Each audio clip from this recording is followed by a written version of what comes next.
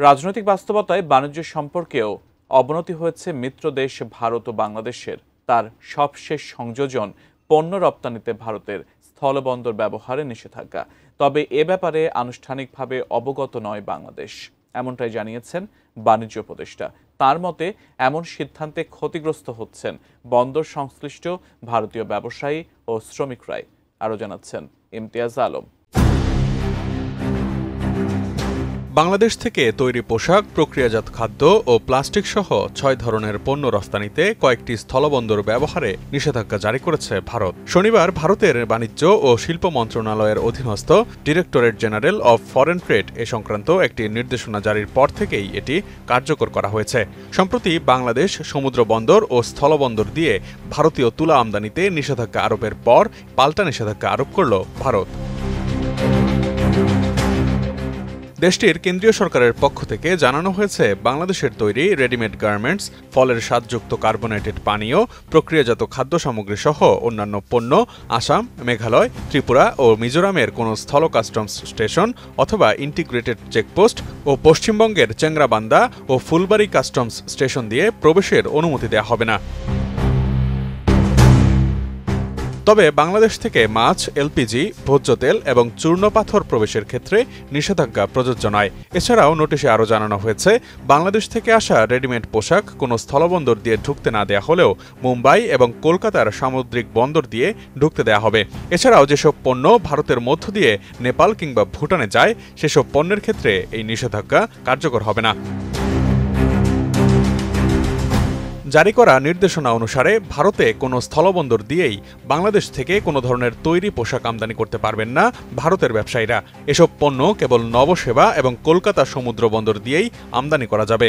তবে স্থলবন্দরের এই নিষেধাজ্ঞা বাংলাদেশ থেকে ভারতে পণ্য আমদানির ক্ষেত্রে কার্যকর হবে না।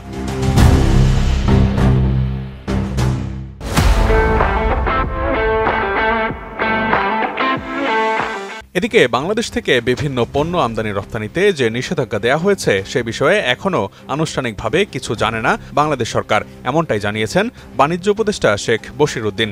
18 মে রোববার সচিবালয়ে সাংবাদিকদের এক প্রশ্নের জবাবে তিনি জানান, ভারতের পক্ষ থেকে যদি আনুষ্ঠানিকভাবে আমাদের কিছু জানানো হয়, তাহলে বিষয়টি নিয়ে ভারতের সঙ্গে আলোচনা করে প্রয়োজনীয় ব্যবস্থা নেওয়া হবে। বাণিজ্য উপদেষ্টা আরও বলেন, বাণিজ্য একটি দ্বিপাক্ষিক বিষয়, এতে দুই দেশের ভোক্তা ও ব্যবসায়ীরা জড়িত। এ ধরনের নিষেধাজ্ঞায় উভয় পক্ষই ক্ষতিগ্রস্ত হবে, এতে ভারতের ব্যবসায়ীদেরও ক্ষতির মুখে পড়তে হবে। ভারতের ট্রান্সশিপমেন্ট সুবিধা বাতিলের প্রসঙ্গে বাণিজ্য উপদেষ্টা বলেন, এতে বাংলাদেশের তেমন কোনো ক্ষতি হয়নি। আমরা এখন দেশের বাণিজ্য সক্ষমতা বৃদ্ধির দিকে মনোযোগ দিচ্ছি। সরকার প্রতিযোগিতামূলক বাজারে নিজেদের পণ্য দিয়ে টিকে থাকতে সব ধরনের পদক্ষেপ নিচ্ছে বলেও জানান তিনি। এদিকে ভারতের কেন্দ্রীয় সরকারের এই নিষেধাজ্ঞার ফলে বাণিজ্যিক ক্ষতির আশঙ্কা দেখছেন স্থলবন্দরের আমদানি এবং রফতানির সঙ্গে জড়িত ব্যবসায়ীরা। এ বিষয়ে কলকাতার পেট্রাপোল বন্দরের ক্লিয়ারিং এজেন্ট স্টাফ ওয়েলফেয়ার অ্যাসোসিয়েশনের সম্পাদক কার্তিক চক্রবর্তী গণমাধ্যমকে বলেন, এরই মধ্যে এই নিষেধাজ্ঞার প্রভাব পড়ে গেছে, কারণ এই কাজের সঙ্গে যুক্ত প্রায় 1000-এর মতো শ্রমিক রয়েছে। এছাড়াও বহু লজিস্টিক কোম্পানি আছে যারা সবাই ক্ষতির সম্মুখীন হবেন। প্রায় 1 মাস আগে ভারত থেকে বেনাপোল, ভোমরা, সোনা মসজিদ, বাংলাবান্ধা ও বুড়িমারি স্থলবন্দর দিয়ে সুতা আমদানির সুযোগ বন্ধ করে দেয় বাংলাদেশের জাতীয় রাজস্ব বোর্ড এনবিআর। অপরদিকে গত 9 এপ্রিল বাংলাদেশ থেকে তৃতীয় কোনো দেশে রপ্তানি পণ্যের ট্রান্সশিপমেন্ট সুবিধা বাতিল ঘোষণা করে ভারত। টাইমস অফ ইন্ডিয়ার এক খবরে বলা হয়েছে, দেশটির উত্তর পূর্বাঞ্চলের 11টি স্থলবন্দর দিয়ে বাংলাদেশ ও ভারতের মধ্যে বাণিজ্য হয়। এগুলোর মধ্যে আসামে 3টি, মেঘালয়ে 2টি ও ত্রিপুরায় 6টি বন্দর রয়েছে।